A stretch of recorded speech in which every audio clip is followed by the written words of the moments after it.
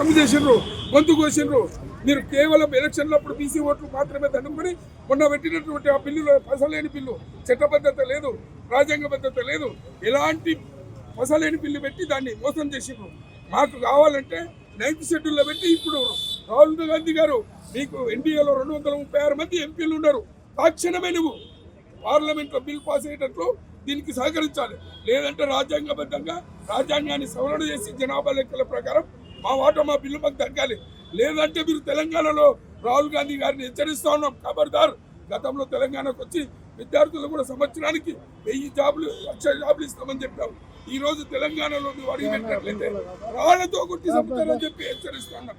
ఖబర్దార్ ఖబర్దార్.